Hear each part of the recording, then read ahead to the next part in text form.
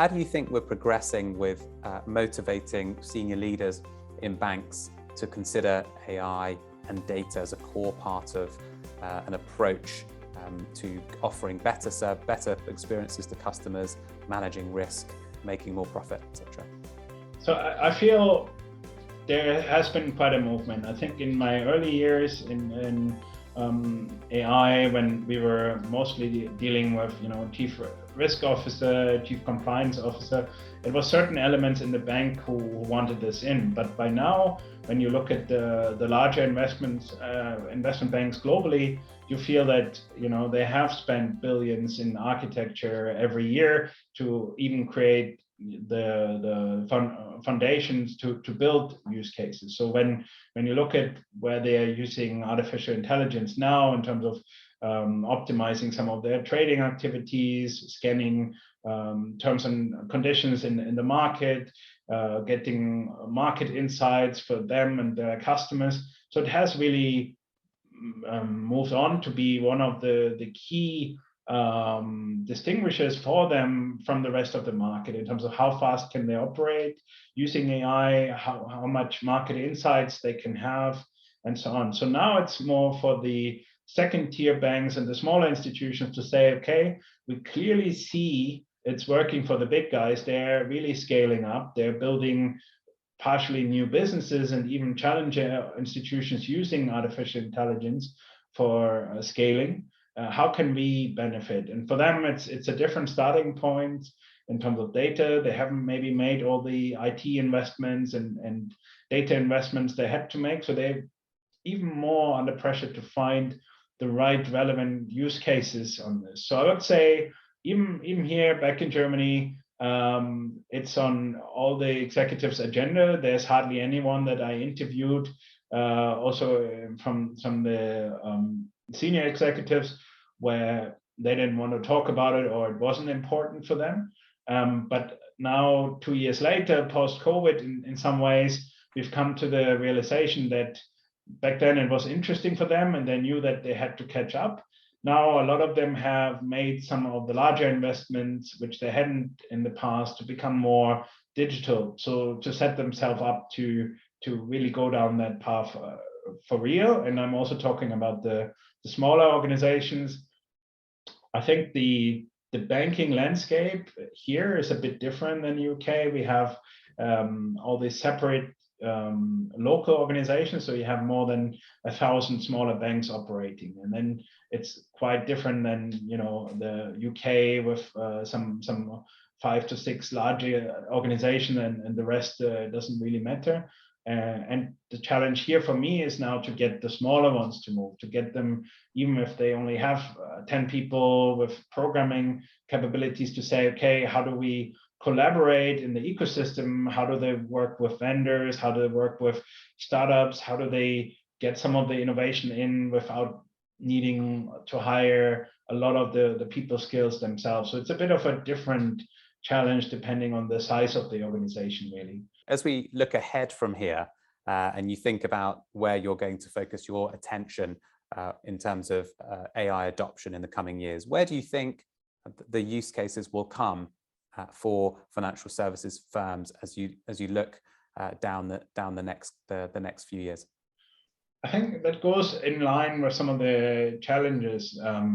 And the challenges in Germany, and we could say also UK and European-wide, is that there are neobanks and challengers who haven't maybe in all cases converted themselves to a bank just yet, or are not fully regulated, and yet they can play in the same space, in the same getting the customer's attention, getting their investment money, getting their funds for exchange, and so on. So the existing organizations have these challenges in the market. They know they have to be more dynamic, and they know that they have to find ways of engaging clients in different ways. So what they will do, and what we're already seeing here, is that not only are chatbots that have been around for some 10 years are becoming a much more sophisticated. So the banks here are looking towards Asia, looking towards the Middle East, to some of the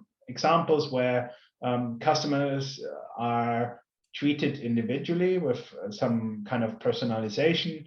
They have their own avatars, they have their own service offering that can be gained online. They have other platforms like WeChat and others where you can order a number of range of financial products where you're being recommended, and you see this kind of ecosystems involving around some of these challenger offerings. And if the larger institutions don't move at the time and look at partnering ecosystems and so on, then it will be the smaller ones where they might not be profitable themselves, but they will be profitable if they manage to be a platform for other things. When you think about it, the financial crisis made it clear that yes, the bank owns the customer relationship and the data that goes with that and some of the money, but this customer relationship and the customer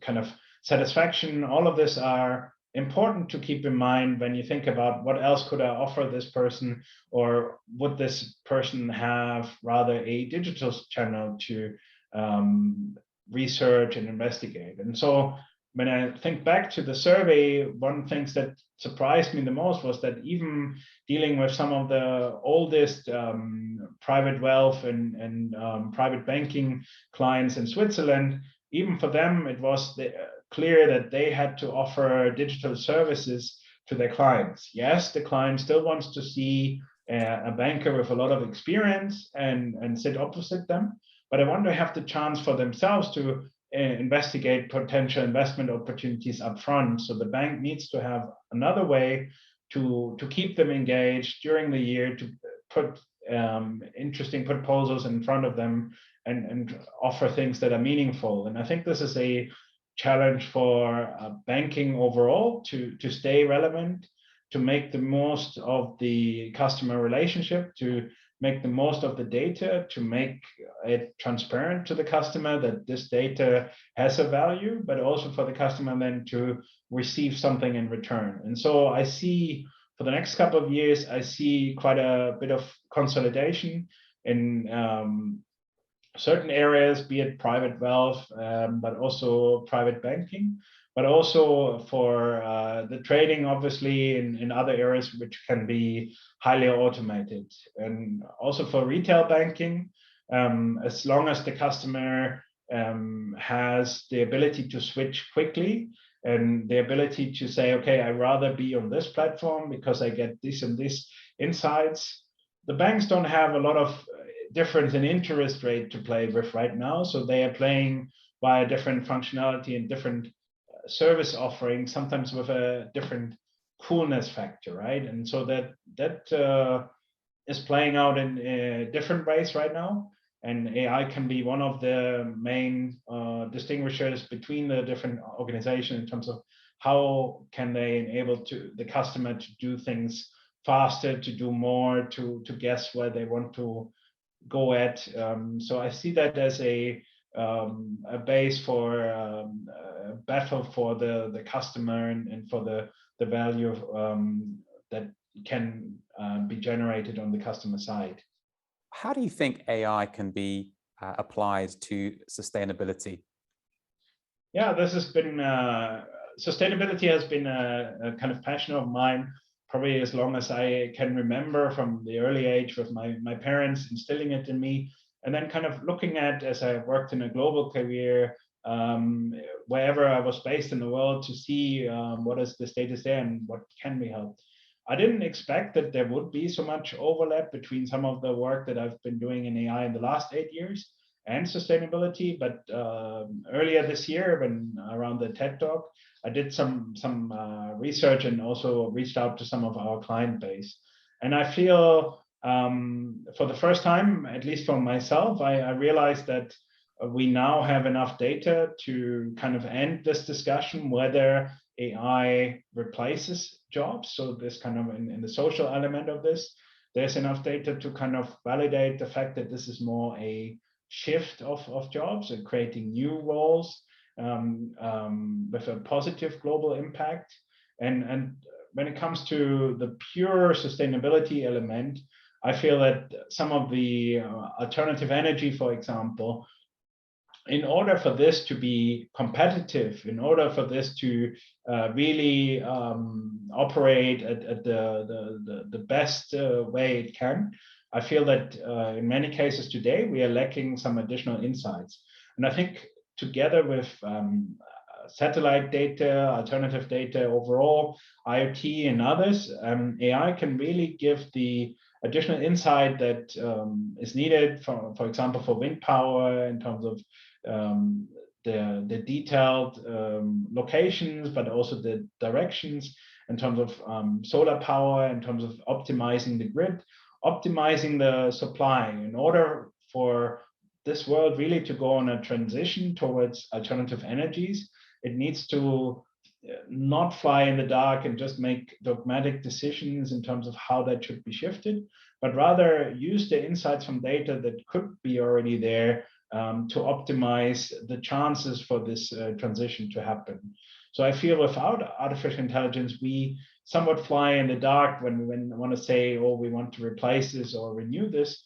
We need to use this across a number of fields, be it in optimizing transport, water, energy, farming, and many other fields to really make a difference there. So some of the discussions I had with clients also in the fintech field were then in terms of ESG ratings and so on, where artificial intelligence could help creating reports and contribute to ratings where based on publicly available data, but also based on news, on social, we can have a clearer picture of the impact of a certain company, or we can have a clearer picture using satellite images on the output and the pollution also. So it probably takes some solution like artificial intelligence to come to a kind of really the necessary details and so on to make investing a smarter choice, to have kind of more facts available as you invest on a personal basis, but also from a company perspective. Michael, thanks so much. And perhaps we'll have you back in a few months' time to talk about how we make this transition from fossil fuels to alternative energies. And we can talk about those data sets that you recommend we look at that will really help us to point in the right direction. So thanks so much for being here today. I know you have a very busy schedule. Thank you, Sandeep. It was a pleasure to be on here. Looking forward to our next debate. Thank you for having me.